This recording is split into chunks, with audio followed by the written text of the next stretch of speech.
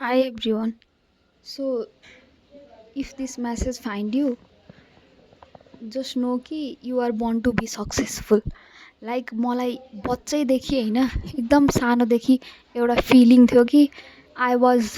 born to be a star क्या I was born to be successful म successful हुन्छु अनि अल द लग्जरियस लाइफस्टाइल हुन्छ नि त्यो millionaire बिलिनियरवाला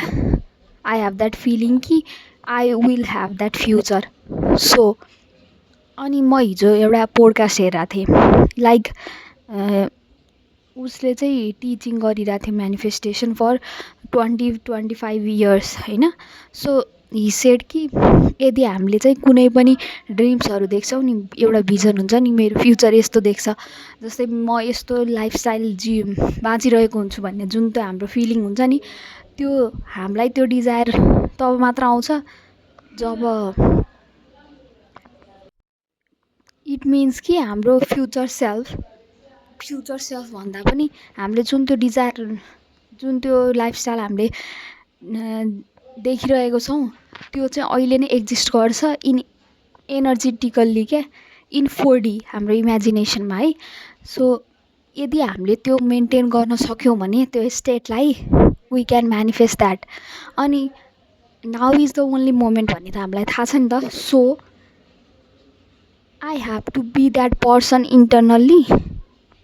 to make that reality. मलाई थाहा छैन हाउ इट विल म्यानिफेस्ट तर मलाई थाहा छ कि my future will look like that क्या यो वाला फिलिङ छ नि जुन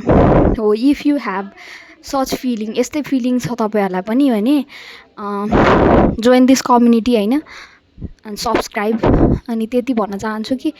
यो इन्स्टिङ्क्ट जुन यो भोइस छ नि भित्र आफूभित्र भएको म चाहिँ केही ठुलो गर्नको लागि केही सक्सेसफुल हुनको लागि जन्मेको हो भने जुन त्यो फिलिङ छ नि हो त्यसलाई मर्न नदिनु होला अरूको कुरा सुनेर र अरूको लिमिटिङ बिलिफ्सहरूलाई चाहिँ सुनेर चाहिँ आफ्नो त्यो इन्स्टिङ्क्ट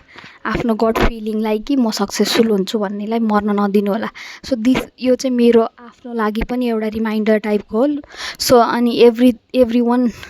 लिसनिङ टु दिस होइन you are born to be successful and you will be successful यो चाहिँ म्यानिफेस्ट हुन्छ म ग्यारेन्टी दिन्छु so subscribe to this channel त्यही हो बाई बाई